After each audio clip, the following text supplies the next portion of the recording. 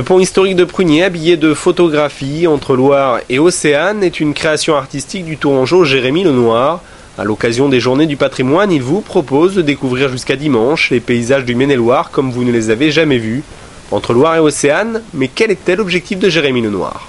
L'idée était de se concentrer sur ces deux axes, de façon à un peu comparer une artère de communication et d'économie qui a été majeure jusqu'à la moitié du 19e siècle, du 20e siècle, non du 19e, pour le Maine-et-Loire, et puis une autoroute qui est un axe construit, qui est contemporain et autour duquel aujourd'hui se concentrent beaucoup de nouveaux chantiers, de nouvelles habitations, de nouveaux lieux utilisés par l'homme. Et donc cette étude des liens justement entre les hommes et les paysages, c'est ce qui m'intéressait d'étudier dans cet espace géographique entre Loire et Océane. Des paysages vus du ciel, Jérémy Lenoir est également un passionné d'aviation. Du coup, il porte un regard différent sur le paysage actuel. Oui, l'idée c'est de prendre de la distance par rapport à ces espaces, tout simplement parce que ce sont d'une part des espaces qui ne sont pas toujours accessibles. Ce sont des espaces qui, s'ils sont photographiés du sol, ne reflètent pas la même image.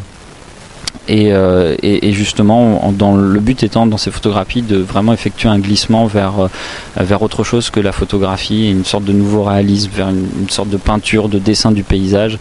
Et le point de vue aérien permet justement ce genre de cadrage, ce genre de fabrication d'images très abstraites. Donc c'est surtout pour ça qu'il a été utilisé là dans ce projet. L'artiste a obtenu la bourse Mécène-et-Loire en 2010, soit la somme de 45 000 €.